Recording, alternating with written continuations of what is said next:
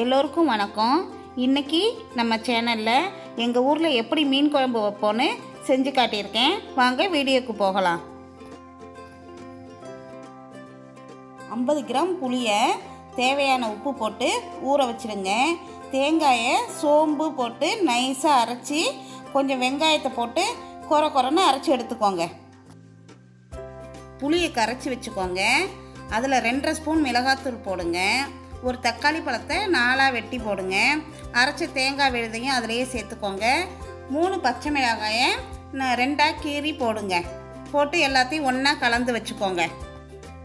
எண்ணெய் சட்டியை வச்சுக்கிட்டு எண்ணெய் சூடானதும் வெந்தயம் வெங்காயம் இது ரெண்டையும் நல்லா வதக்கிட்டு கரைச்சி வச்ச குழம்ப எண்ணெய் சட்டியில் ஊற்றி மூடி வச்சுடுங்க.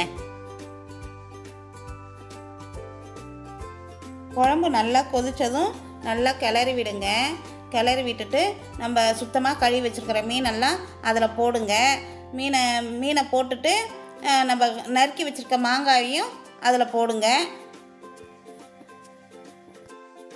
மீன் மாங்காய் எல்லாத்தையும் போட்டதுக்கப்புறம் கரண்டி போட்டு கிளறாமல் 2 பக்கமும் துணியை பிடிச்சிட்டு குழம்ப கிளறி விடுங்க.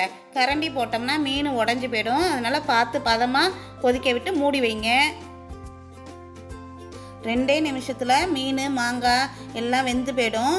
அதுக்கப்புறம் குழம்ப கொஞ்ச நேரம் சிம்மில் வச்சுருங்க. சிம்மில் வச்சோன்னே இந்த படத்தில் பார்க்குற மாதிரி நல்லா எண்ணெய் பிரிஞ்சு வரும். அப்போ ஒரு தடவை குலுக்கி விட்டுட்டு அடுப்பை ஆஃப் பண்ணிடலாங்க. நீங்களும் இதே மாதிரி மீன் குழம்பு செஞ்சு பாருங்கள். செஞ்சு பார்த்துட்டு எனக்கு என்ன சந்தேகம்னாலும் கமெண்ட் பாக்ஸில் சொல்லுங்கள்.